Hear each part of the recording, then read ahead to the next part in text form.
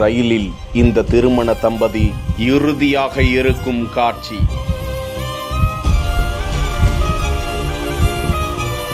ஆந்திர மாநிலம் ராவுப்பள்ளியை சேர்ந்த 25 வயது இளைஞர் கொரடா சிம்மாசலம், அதே மாவட்டத்தில் உள்ள அங்கவரம் கிராமத்தை சேர்ந்த 19 வயது இளம்பெண் பவானி. இவர்கள் இருவரும் கடந்த 2 மாதங்களுக்கு முன்புதான் உற்றார் உறவினர்கள் சம்மதத்தோடு அவர்களுக்கு திருமணம் முடிந்திருக்கிறது. இளைஞர் சிம்மாசலம் ஹைதராபாத்தில் உள்ள ஒரு ரசாயன தொழிற்சாலையில் பணிபுரிந்து வந்தாரா. இந்த நிலையில்தான் மச்சிலிப்பட்டினம் எக்ஸ்பிரஸ் ரயிலில் விஜயவாடாவில் உள்ள தங்களது உறவினர்களின் வீட்டிற்கு செல்வதற்காக அந்த இளம் ஜோடி பயணித்திருக்கிறார்கள். ரயிலில் வாங்கப்பள்ளி ரயில் நிலையத்தை கடந்ததும் வாங்கப்பள்ளி அலேரு மார்க்கத்தில் ரயில் சென்றபோது முன்னதாக அவர்கள் ரயிலில் பேசிக்கொண்டு இருவரும் வாக்குவாதம் செய்து அந்த இளைஞர் அவரை இறுக பற்றி பிடித்துக் கொண்டு அவரோடு சமாதானம் செய்ய முயல்வது போன்ற காட்சி அந்த ரயிலில் அவர்களோடு பயணித்த சக பயணியால் அது தற்போது வெளியிடப்பட்டிருக்கிறது. ஆனால் அந்த சண்டை முடிந்த சில நிமிடங்களில் வாங்கப்பள்ளி அலேரு மார்க்கத்தில் ரயில் வாசலில் நின்ற இருவரும் கீழே விழுந்து உயிரிழந்ததாக சொல்லப்படுகிறது. டிராக்மேன் இந்த சம்பவத்தை கவனித்து ரயில்வே போலீசாருக்கு தெரிவிக்க உடல்களை கைப்பற்றி அதிகாரிகள் வழக்கு பதிந்து விசாரித்து வருகிறார்கள்.